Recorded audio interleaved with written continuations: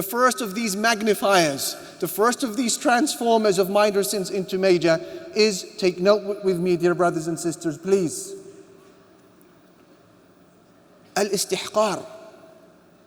Ihtiqaru al-dhanb. To belittle the sin. That's not something you do or say or buy or sell. That's something that sits here. It's a sense of belittlement, carelessness. The sinner is advised and he goes, others are doing far worse. Why are you advising me? You said in your lecture, it's minor. Others are doing way more wacko stuff than what I'm doing.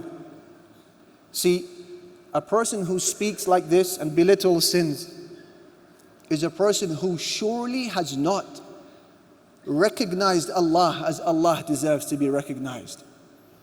One who utters those words has not glorified his Lord as he deserves to be glorified. And he or she has forgotten that the one who has been disobeyed is no ordinary mortal like you and I. He is Allah, the owner of all dominion, the possessor of the heavens and the earth, the worthiest of our fear and our hope and our love. That is Allah, Malikul Muluk, King of Kings, Dhul Jalali wal Ikram, owner of pride and glory. How can any sin therefore be described as small? And that is why the predecessors, they would say, لا تنظر إلى صغر المعصية ولكن انظر إلى عظمة من عصيت. They would say, don't look at the smallness of the sin. No, look at the enormity of the one whom you have disobeyed. La ilaha illallah.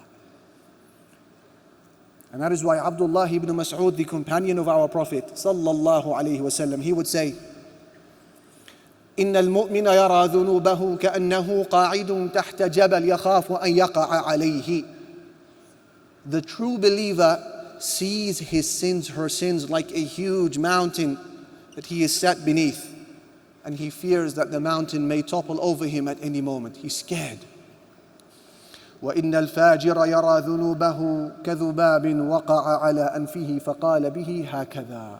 And as for the rebellious one, he sees his sins as insignificant as a fly that lands on his nose, which he then casually swats away.